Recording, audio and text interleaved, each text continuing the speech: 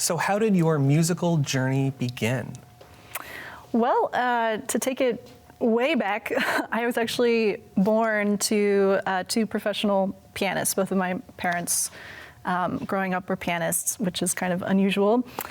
We had two pianos, I guess one for the both of them in the house. And honestly, my earliest memories are there was a piano and I was playing it, So I think I like to tell people I've been playing my whole life, and I think that's like genuinely true.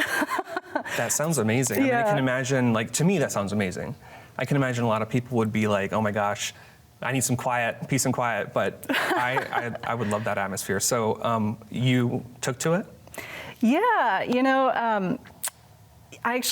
there was a point when my parents realized that I was playing on my own. I was already reading music, and I think some combination of them realizing that and me asking for lessons, they were like, okay, we should probably give this girl some piano lessons. But they were very adamant. They never taught me. I think that would have been a bad situation, so we kept it very separate. I always had other teachers, and it just kind of, kept rolling that way. And what is it about the piano that attracted you to it? That's a great question. It has such a sense memory for me, just hearing it all the time growing up. So it's a comforting sound for me. Anytime I'm around it or I'm hearing it, someone else playing it, I'm just like, ugh, piano, it just feels good in my body. And then also just like the actual instrument itself, it's like this giant piece of furniture that is just, it has so much power in it. I love that I can do so much with it. I can get this huge dynamic range. I can get so many different kinds of sounds out of it. It's a really special, exciting instrument. And I feel like I'll be exploring it for the rest of my life, It's the best instrument. It is the best instrument. So do you have any favorite composers? Growing up? Yeah. Yeah, I think I was kind of a strange kid, but I remember very specifically, I had a teacher in high school who introduced me to Szymanowski, who's this Polish composer, kind of French influences, right at the cusp of romantic and contemporary music, and just really started pushing the language of music. And I remember playing that composer and just being like, wow, there is just this whole other musical world besides, the kind of early classical stuff that I've been playing. And this isn't we're talking early 20th century, nothing crazy. But just in my impressionable mind, I was like, wow, this is really cool. And it set me down this path, I think, of contemporary music and getting more and more present with the music that I was playing. So what made you decide to kind of say, I'm going to do this as a career? I guess it was really when it comes down to it in high school, when you have to decide what to go to college for, I was kind of toying around with the idea of doing something else, something either math or engineering based. But really, I don't know, at a certain point I was like, there's no decision here. I'm a musician, I want to audition for music schools, and it's just kind of, that's been the path. And you compose. So can you describe your music for us a little bit? Yeah, composing was actually something that came a little bit later. In classical music, it's kind of this weird dichotomy between people who write music and people who perform music, and that's changing a lot. But all growing up, all of my studies, it actually was never encouraged for me to even try composing, which I have some anger about a little bit, But at a certain point in the last, let's say, 5 years or so, I was like, there's something missing in my craft and what I'm doing. And I realized that it was that I needed to write my own music. And as soon as I started doing that, the floodgates opened. I would describe my music I dislike describing it, but I will do it. Thank you.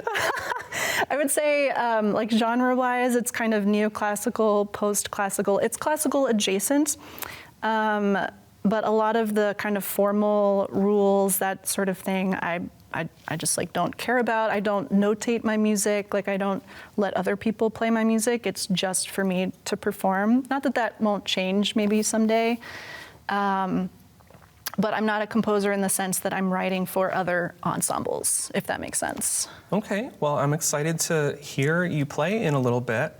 But first, I understand that you are the co-founder of a nonprofit called Organ Colossal. Tell us about that. Yeah, so my husband and I founded it in 2019. It's a really small organization, but we produce and present musical projects, concerts. We did the Lift series in collaboration with the Troy Music Hall, which I believe is coming back this coming season. And we have a really exciting project coming up on October 14th with the Music Hall called Kaleidoscape. I won't say too much about it, but it's going to have a lot of musicians from the area involved, which we're very excited about. And what kind of music does the Lift series present? Actually, it's a really big range. I think the thing that we're really interested in is musicians who are kind of working in between genres. Okay. So yeah, I think the thing with that series is really the experience of it. So you're sitting on stage with the musicians. You're kind of coming through the wings of the music hall. So it's just you're just seeing the music hall in a slightly different way, and it feels special, you know. That's awesome. So where do you see yourself in 10 years or so? What's your kind of artistic goal?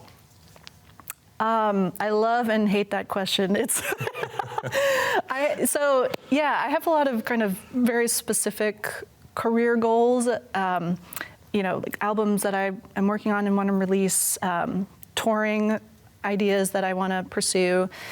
I think really though, when it kind of boils down to it, goals are kind of fickle things. Like you get there and then there's the next goal already and they've overlapped. And it's really this continuum, right?